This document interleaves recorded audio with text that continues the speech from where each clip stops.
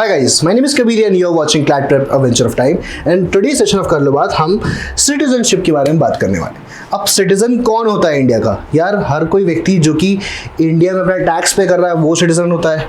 हर कोई व्यक्ति जो इंडिया में रेसिडेंट है वो सिटीजन होता है। हर कोई व्यक्ति जो इंडिया में बॉर्न होता है वो सिटीजन होता है। हर कोई व्यक्ति जो बाहर से इंडिया में आया पर कुछ टाइम तक यहाँ पे रहा है और अब इंडिया में ही रहना चाहता है, निवास करना चाहता है, वो सिटीजन होता है। तो सिटीजनशिप की डेफिनेशन होती क्या है? हमारे पास इसके रिगार्डिंग कोई स्पेशल एक्ट है क्या, कोई स्पेशल लॉज है क्या, हमारा कॉन्स्टिट्यूशन ऑफ इंडिया इस बारे में बात करता है क्या? So part 2 of the constitution of India talks about citizenship. अब सिटीजनशिप जो है वो आर्टिकल 5 से लेकर आर्टिकल 11 के बीच में दिया हुआ है। अब 5 से 11 के बीच में कुछ ऐसे प्रोविजंस है जो एक्टिव हैं और कुछ इनएक्टिव से प्रोविजंस है। हमको क्लैड पॉइंट ऑफ व्यू से जो पढ़ना है वो क्या क्या प्रोविजंस है। तो सबसे पहले तो एक बात समझ लो कि कौन कौन से आर्टिकल इररिलेवेंट है। ठीक है, 5, 6, 7, 8 आर इररिलेवेंट नाउ। अब उनका कोई रेलेवेंस नहीं है। लेट्स सी कैसे। आर्टिकल 5 बात करता है at the commencement of the constitution. Constitution जब कमेंस होगा तब की बात है, जब कॉन्स्टिट्यूशन कमेंस हो रहा था। कमेंस कब हो रहा था? 26 जनवरी 1950 को प्रॉपरली, और उसके पहले 26 नवंबर 1949 को। तो उस टाइम की बात है। So every person who has his domicile in the territory of India, territory of India जो डिफाइंड है हमारे शेड्यूल 1 के अंदर एज वेल एज आर्टिकल 1 से लेकर 4 के अंदर। ठीक है, every person who has his domicile, domicile मतलब वहाँ का निवासी है, who has born in the territory of India or either of whose parents was born in the territory of India or who has been ordinarily resident in the territory of India। तो या तो आप born हो जाओ या आपके parents born हो जाए, दोनों में से कोई से एक पेरेंट, या फिर आप ordinary resident हो टेरिटरी ऑफ इंडिया में 5 साल के लिए immediately preceding such commencement। Commencement के 5 साल पहले की बात है, तो माना जाएगा कि आप इंडियन सिटीजनशिप लेने के लिए एलिजिबल हैं। Article 5 done. चलो आर्टिकल 5 डन हो गया। अरे यार आर्टिकल 5, अब बात करते हैं आर्टिकल 6, 7, 8। बिल्कुल भी इंपॉर्टेंट नहीं है। पाकिस्तान से कौन आया, पाकिस्तान से कौन गया, आवाज जावक चलती रहती है अलग अलग 2 नेशन के बीच में, उसके बारे में हम बात को ये छोड़ देंगे। इंपॉर्टेंट बात जो है वो आर्टिकल 9, 10 और 11 है हमारे लिए क्लैड पॉइंट ऑफ व्यू से, क्योंकि इनसे सवाल बनाया जा सकता है क्योंकि अभी भी ऑपरेटिव है। अब देखो क्या है। आर्टिकल 9 बोलता है persons voluntarily acquiring citizenship of a foreign state not to be the citizens. आप दोनों हाथ में लड्डू नहीं ले सकते, आप 2 नाव पर सवार नहीं हो सकते। You are not Ajay Devgan, ठीक है, you can not perform the stunt. Simple सी कहानी, आप एक ही नाव पर सवार होंगे, आपके एक ही हाथ में लड्डू मिलेगा, आपको एक ही बार प्रसाद मिलेगा, आपको एक ही बार सिटीजनशिप मिलेगी। सिटीजनशिप अगर आपको इंडिया की चाहिए तो दूसरी कंट्री की नहीं मिलेगी, दूसरी कंट्री की चाहिए तो इंडिया में नहीं मिलेगी। डुअल सिटीजनशिप का कॉन्सेप्ट इंडिया में है ही नहीं भाई साहब, ये आर्टिकल 9 बोलता है। अगर आपसे कोई पूछे डुअल सिटीजनशिप इंडिया में अलाउड है कि नहीं, तो आपको बोलना आर्टिकल 9 की वर्च्यू से नहीं अलाउड है। दोनों में से एक, 2 नेशन में से कोई सा एक नेशन चूज करना ही पड़ेगा। Moving on to article 10, continuance of the rights of citizenship. जो सिटीजनशिप के राइट है उनका कंटिन्यूएंस होगा तो होगा कैसे, उसका पूरा प्रोसीजर यहाँ पे आर्टिकल 10 में दिया है। Article 11, parliament to regulate citizenship by law. Very very important from CLAT point of view. तो ये आर्टिकल इंपॉर्टेंट है एंड ये आर्टिकल इंपॉर्टेंट है, आर्टिकल 9 और आर्टिकल 11। तो 5, 9, 11 आप समझ लो। ठीक है, 11 बोलता है कि पार्लियामेंट एक लॉ बनाएगी। लॉ का नाम है द सिटीजनशिप एक्ट। कौन से ईयर में आया था? 1955 में आया था। कहां से मिलती पावर? आर्टिकल 11 से मिलती है। आर्टिकल 11 क्या बोलता है? Parliament to regulate citizenship by law. और कौन सा लॉ है? Citizenship act 1955। अब इसी के रिगार्डिंग सिटीजनशिप अमेंडमेंट एक्ट आया था, सबको पता है। Cab, citizenship amendment bill, citizenship amendment act, national register of citizen. तो आपका होमवर्क ये है कि एनआरसी क्या है, सिटीजनशिप अमेंडमेंट एक्ट के अंदर क्या दिक्कतें थी, क्यों प्रोटेस्ट हो रहे थे, प्रॉब्लम्स क्या थी, वो सारी की सारी बातें आप पढ़ के आएंगे। बेसिक हम बता देते हैं क्या है।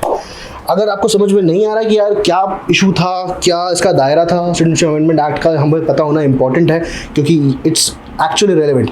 अभी रेलेवेंट नहीं है क्लैड पॉइंट ऑफ व्यू से, बट उस टाइम पे हुआ क्या था, थोड़ा हिस्ट्री तो जानना इंपॉर्टेंट है। क्या पता कुछ नया एक एक्ट आ जाए जिसके सेम टू सेम वैसी प्रोविजंस हो, तो शुड नो कि थोड़ी सी कॉन्स्टिट्यूशन हिस्ट्री रही क्या है हमारी पिछले 4-5 साल के अंदर। So we can have one such sessions, no issues. बाकी आप अपने एंड से भी थोड़ी नॉलेज गेन करने की कोशिश करना। तो नेक्स्ट है एक्वायरिंग सिटीजनशिप और टर्मिनेशन ऑफ सिटीजनशिप, जो कि हमारे लिए काफ़ी ज़्यादा इंपॉर्टेंट है, जुडिशरी पॉइंट ऑफ व्यू से भी काफ़ी ज़्यादा इंपॉर्टेंट है। ठीक है, सो डिफरेंट ये जो लॉज है उसके अंदर कुछ चीज़ें दी है। अब एक्वायरिंग सिटीजनशिप में क्या है, तो ये आपके पास 5 चीज़ें दी है कि सिटीजनशिप आप एक्वायर कैसे कर सकते हो। सो बाय बर्थ कर सकते हो, ऑन 26/1/1950 और पोस्ट। बर्थ अगर आपकी है तो आप एक्वायर कर सकते हो। बाय डिसेंट यानी कि पेरेंट वाला, born outside but parent citizen, आप पैदा बाहर हुए पर parent, either of the parent are citizen of India. By registration, class of people plus 7 years, कुछ सर्टन क्लास ऑफ पीपल है जिनको बोला आप 7 साल तक अगर हो तो आपको सिटीजनशिप मिल जाएगी, बाय रजिस्ट्रेशन बोलते हैं उसे। नेक्स्ट है बाय नेचुरलाइजेशन, 12 years तक आपको रहना है।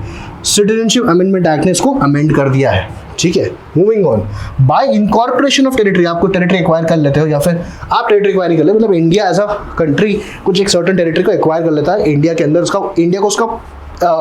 उस टेरिटरी को इंडिया का पार्ट बना लेता है, ठीक है। कि भाई फॉर एग्जाम्पल ये एक टेरिटरी है, आज से टेरिटरी इंडिया की है।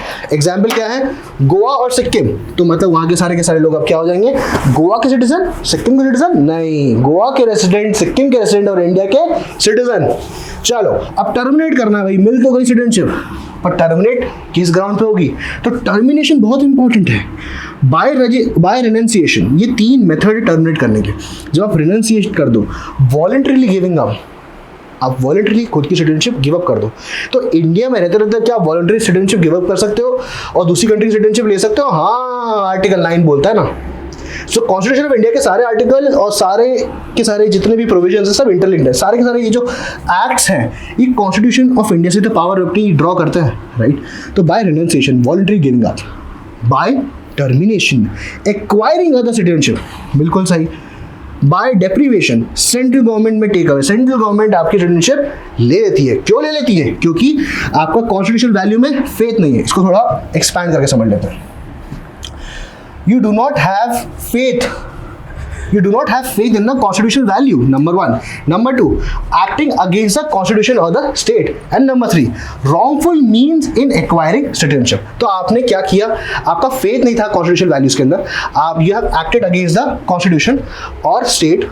ये क्या हो रहा है, हाँ, आपका कॉन्स्टिट्यूशन में फेथ नहीं था, कॉन्स्टिट्यूशन वैल्यूज में फेथ नहीं था, आप सेंट्रल गवर्नमेंट और स्टेट गवर्नमेंट के अगेंस्ट जा रहे थे। एट द सेम टाइम आप रॉन्गफुल मीन्स यूज कर रहे थे इंडिया में सिटीजनशिप लेने के, यानी कि आपने कुछ ना कुछ फर्जीवाड़ा करा था, कुछ ना कुछ डॉक्यूमेंट से फेरबदल करती जिसके कारण आपको सिटीजनशिप मिल गई, तो बाद में आपकी सिटीजनशिप ले ली जाएगी। सो ये हमने बेसिक देख लिया। अब इसके बारे में हम बात करेंगे कि dual citizenship as a concept India में कैसे वर्क करता है।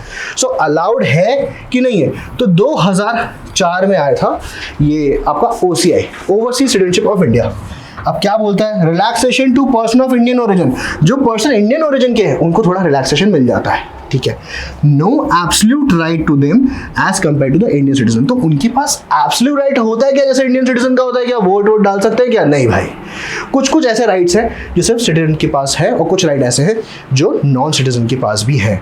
सो बेसिकली हमने आज के सेशन में देखा सिटीजनशिप के उसमें कि हमने 5, 6, 7, 8 को देखा ब्रीफली कि 6, 7, 8 तो इंपॉर्टेंट नहीं है, 5 इंपॉर्टेंट है थोड़ा सा, and 9 is very important, 11 is very important, 10 is okay. And इसके अलावा हमने ओवरसीज सिटीजनशिप ऑफ इंडिया देखी एंड सिटीजनशिप अमेंडमेंट एक्ट के कुछ प्रोविजंस देखे जिसमें हम टर्मिनेशन कैसे कर सकते हैं और एक्विजिशन ऑफ सिटीजनशिप कैसे कर सकते हैं। एक्विजिशन सिटीजनशिप 5 तरीके से कर सकते हैं, टर्मिनेशन 3 तरह से कर सकते हैं। अगर आपको इसी टाइप के सेशंस और देखने तो फटाक से चैनल को सब्सक्राइब कर लो। Till then, thank you so much guys.